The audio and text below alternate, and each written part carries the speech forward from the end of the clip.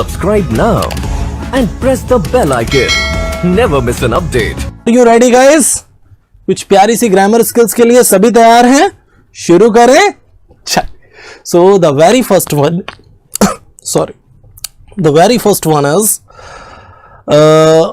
somebody, anybody, nobody, everybody else.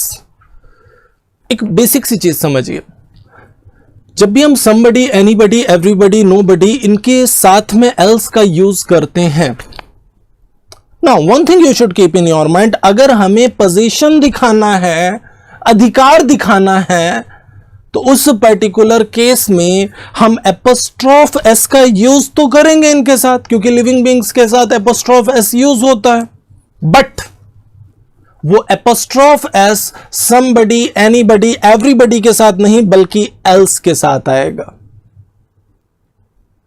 जैसे अगर मैंने बोला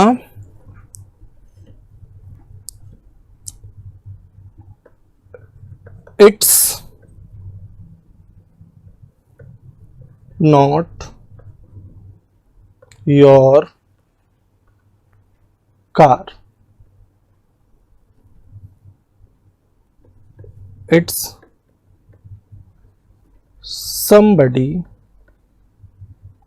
somebody's else. It's not your car, it's somebody's else. तो somebody में एपोस्ट्रोफ एस लगेगा या एल्स में लगेगा? जल्दी से बताओ क्या होना चाहिए? It's not your car, it's somebody else's. This would be the correct structure ना? यस और no? So it's not your car, it's somebody else's. तो समबडी, एनीबडी, एवरीबडी, नोबडी के बाद जब भी एल्स आ जाएगा, now one thing you should keep in your mind, जब भी हम एपोस्ट्रोफ एस का यूज करेंगे तो वो हमेशा एल्स के साथ होगा, कभी somebody, anybody, everybody के साथ एपोस्ट्रोफ एस यूज नहीं होगा। क्या मेरी बात क्लियर हो गई पूरी तरह से? जो मैंने कहा वो पहुंच गया आप सब तक?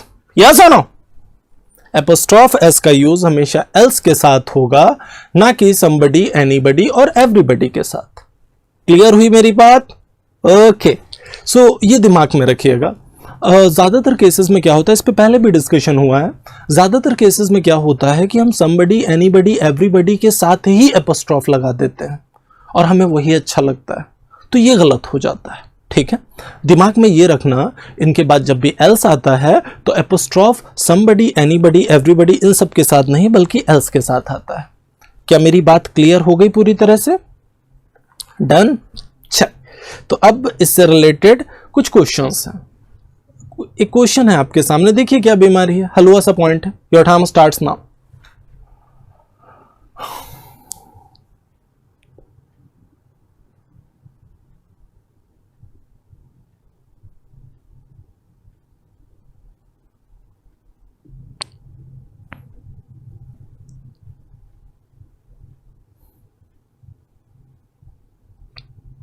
चलो, अब his success is not depend on your suggestion but somebody's else. His success is not depend on your suggestion but somebody's else.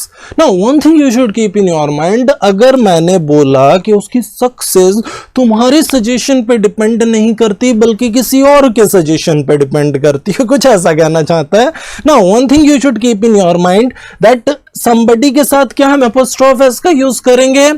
नहीं करेंगे। स्टेटमेंट क्या जाएगा? His success is not depend on your suggestion but somebody else's. This would be the correct structure. ये wrong है हमारा और ये correct. क्या सबको क्लियर हुआ? क्या सबको क्लियर हुआ जो कह रहा हूं? पूरी तरह से समझ आ गया? यस और नो? तो आगे बढ़ते हैं, नेक्स्ट पॉइंट की ओर चलते हैं।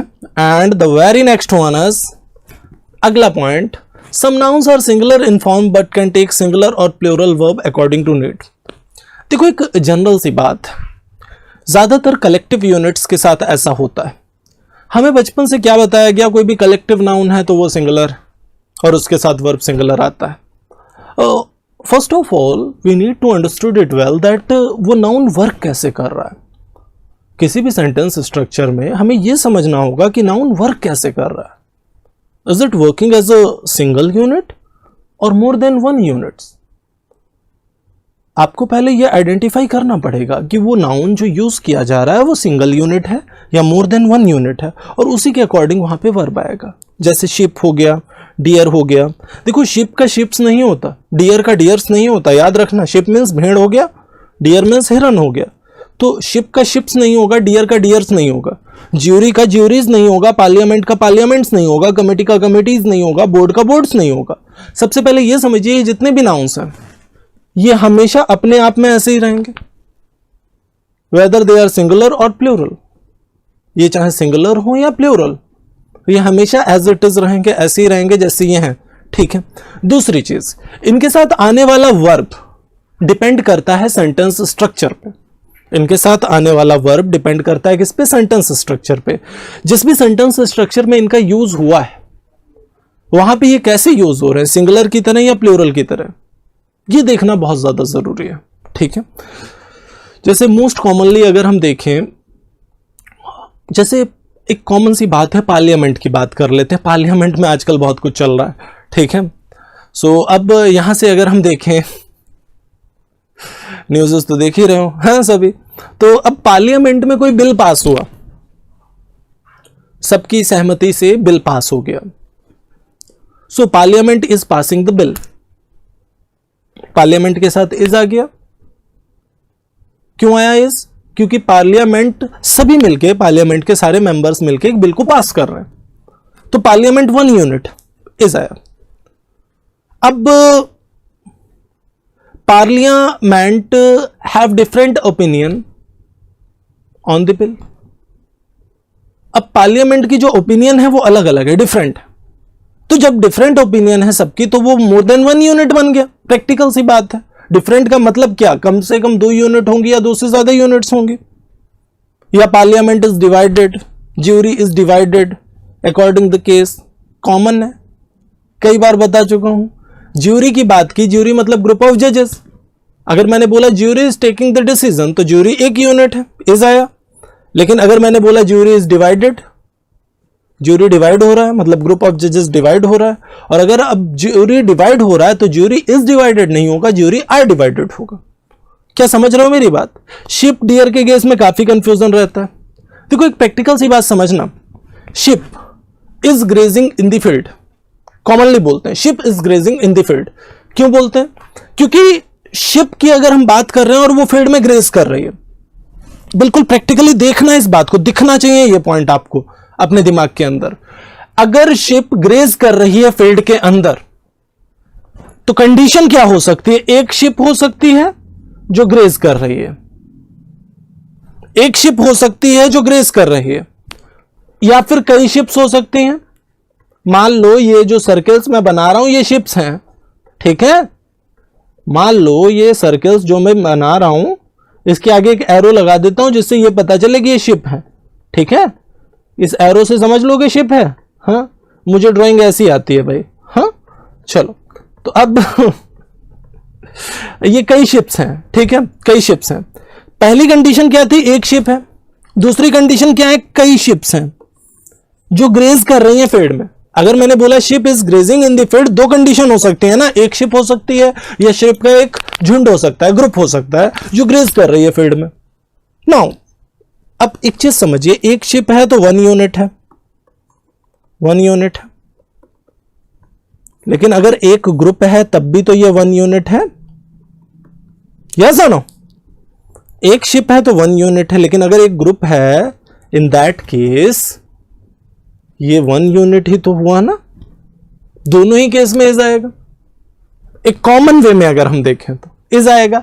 लेकिन स्टेटमेंट में अगर कुछ ऐसा दिया है जिस वजह से ये एक से ज्यादा यूनिट्स में बंट जा रहे हैं, लाइक अगर मैंने बोला ship is grazing in different directions, different places, कुछ भी ऐसा जो इसे अलग कर दे, यूनिट्स को बांट दे, तो अब शिप के साथ इज नहीं बल्कि क्या आ जाएगा? आर आ जाएगा। लॉजिक समझ रहे हो मेरी बात का मैं क्या कह रहा हूं? लॉजिक समझ रहे हो मेरी बात का मैं क्या कह रहा हूं? यस और नो? तो ये जितने भी नाउन्स हैं ये सिंगुलर भी हैं और प्लूरल भी हैं। डिपेंड करता है उस सेंटेंस स्ट्रक्चर पे जिसमें ये यूज हुए हैं। अगर ये 1 यूनिट की तरह यूज हो रहे हैं तो सिंगुलर है, इनके साथ वर्ब सिंगुलर आएगा। और अगर ये मोर देन 1 यूनिट की तरह यूज हो रहे हैं तो ये प्लूरल है और इनके साथ प्लूरल वर्ब आएगा। सबको क्लियर हुआ ये पॉइंट? सबको क्लियर हुआ ये पॉइंट? यस और नो? जल्दी से बताओ। सर इंटेलिजेंट तो हैं हम लोग बचपन से। हाँ बिल्कुल, बचपन से इंटेलिजेंट हैं आप सभी। हाँ वेरी गुड। तो अब सबको क्लियर है ना? चल आगे बढ़ते हैं, आर्टिकल की ओर चलते हैं आज के। पहले ये स्टेटमेंट देखो फटाफट, क्या बीमारी है इसमें, फटाफट देखो और पिक करो अपना answer. Your time starts now. हलवा सा पार्ट है 5 सेकेंड का, फटाफट देखो क्या बीमारी है और पिक करो आंसर। Very good.